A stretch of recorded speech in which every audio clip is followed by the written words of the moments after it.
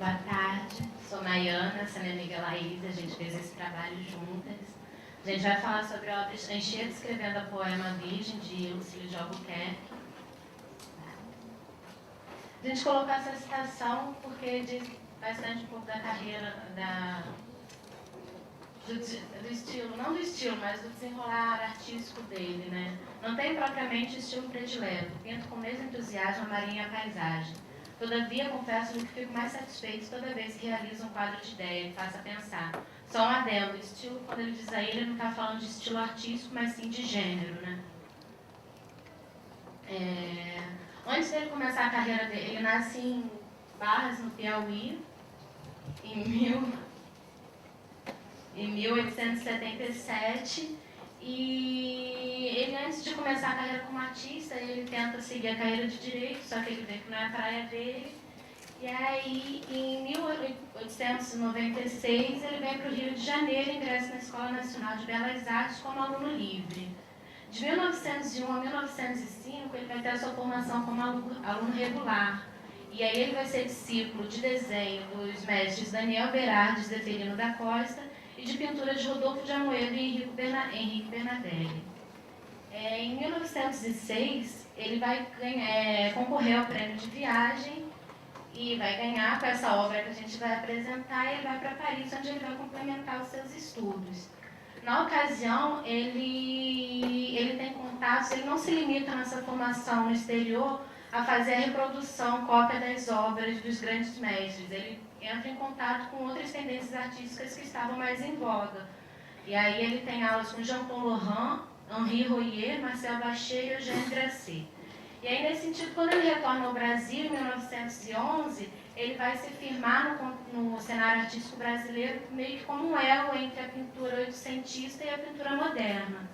Em 1911, ele vai assumir a cadeira de desenho figural na Escola Nacional de Belas Artes. Em 1916, ele assume definitivamente a cátedra na instituição. Em 1920, ele recebe a medalha de honra com o retrato de Georgina, que era a esposa dele, também artista plástica, muito conhecida. De 1937 a 38, período muito curto, ele vai assumir a direção da escola, mas ele é afastado por motivos de doença e vem a falecer em 1939. Esse é o retrato de Georgina, que ele ganhou a medalha de honra, a esposa dele, né?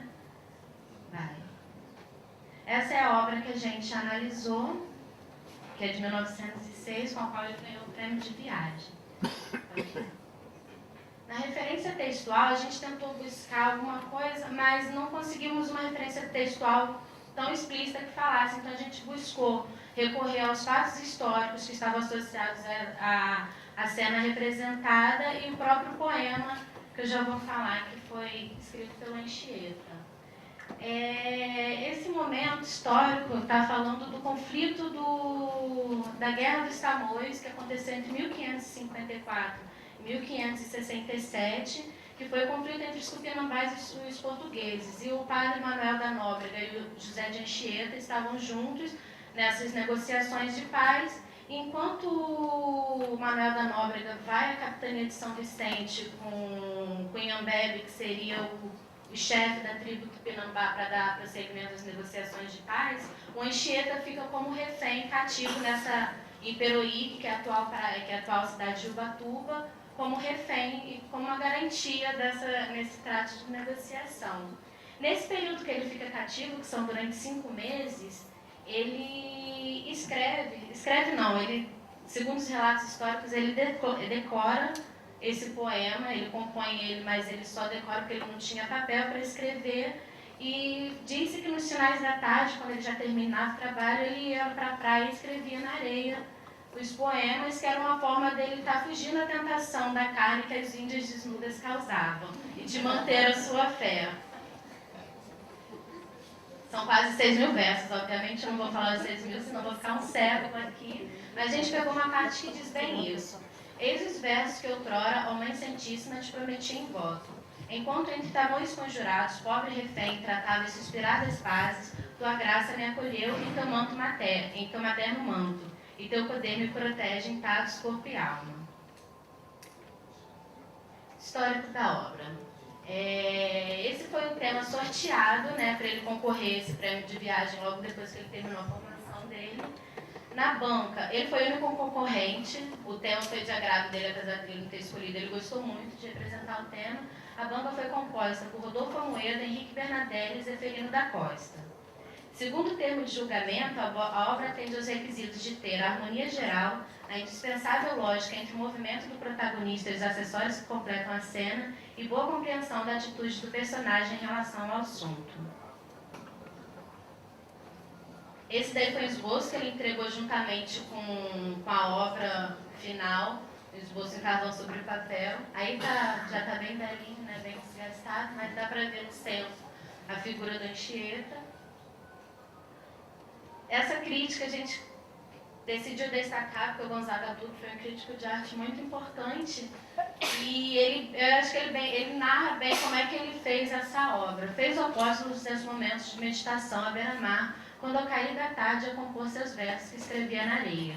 Com a apurada leitura sobre o assunto, compulsando memórias, histórias e ficções referentes ao companheiro de Nóbrega, reconstruiu o tipo e a compôs nas suas minúcias. Interpretou o seu estado de alma provável, estudou um canto dessa nossa linda paisagem fluminense, onde Anchieta sentiu crescer a sua fé e deu-lhe a participação no assunto pelo tom agreste da sua primitividade. A obra foi unanimemente aprovada e deve-se dizer que raros concursos têm sido tão justamente premiados como esse. Então, não foi porque ele foi o único concorrente que foi desmerecido o ganho, né? Então. Quanto ao estudo do tema, trata-se de gênero histórico e não relacionado à guerra dos Tamoios, mas ao fato do momento histórico onde o Anchieta compôs esse poema. Faz uma alusão à literatura brasileira, né? Aí Lucílio procura sempre em seus quadros reproduzir um símbolo, pintar um estado de alma, gravar um instante da tumultuosa vida humana. E aí a gente consegue ver bem no quadro que ele dá ele trata de uma forma bem subjetiva e pessoal, que ele coloca toda a expressão, ele dá mais ênfase à expressão do Anchieta, ao invés do ato de escrever. E aí a gente coloca a representação condiz com o tempo e localização geográfica relacionadas ao fato histórico, porque pode passar para a cena. Tá ruim a imagem, mas dá para ver, que tenta representar o final de tarde. Eu coloquei também para comparar com a obra de Benedito Calixto, que representa seria o mesmo tema, só que você vê que Benedito Calixto dá ênfase ao próprio ato de escrever, enquanto Lucílio de Albuquerque, ele está dando mais ênfase ao estado emocional provável de Anchieta no momento que compunha esses poemas, o poema Virgem. No estudo da forma, a gente vê que o que predomina aí são as linhas de forças diagonais, que seria uma composição piramidal. E isso dá bastante estabilidade e harmonia à obra, né? O que facilitou talvez ele ser tão bem recebido pela crítica. No tratamento pictórico, a gente vê uma questão do preciosismo acadêmico, né? Aqui a imagem não está tão boa, mas você vendo a obra pessoalmente, você vê que no rosto e nas mãos, no primeiro plano da obra, você vê que ele trabalha com bastante detalhe, o preciosismo acadêmico mesmo. Já no fundo, a gente vê os contornos mais difusos. Ali assim, se vocês não conseguem perceber, mas é uma gaivota, e aí não está tão bem definida. E isso já aponta como se fosse uma futura influência que ele vai receber do impressionismo. O tratamento espacial, ele trabalha com profundidade ilusória e obtém os volumes com claro e escuro. Aí, antes, só para finalizar minha fala, eu queria dar um depoimento assim, como eu sou uma daquelas alunas que eu não conhecia o Museu Dom João VI, achei muito bacana chegar lá e conhecer. E quando a gente teve as obras sorteadas, eu de início eu não gostei da minha obra. A gente falou assim, poxa, tanta gente com obras mais legais, temas mitológicos, etc e tal. Aí eu fiquei logo com a Anchieta. Aí quando a gente começou a nossa pesquisa mesmo, a gente foi se aprofundando, eu fiquei apaixonada tanto pela Anchieta, que levou a gente até a conhecer o Museu do Ingá, que tem boa parte das obras dele, estão lá. Do Lucílio, não é do Anchieta. E aí é para dar ênfase certeza na questão da pesquisa, que eu acho que abre as portas do nosso conhecimento e também do próprio museu, que eu acho que é uma das coisas que mais coloca o museu para estar vivendo, se renovando e tudo mais, é a pesquisa. E é isso.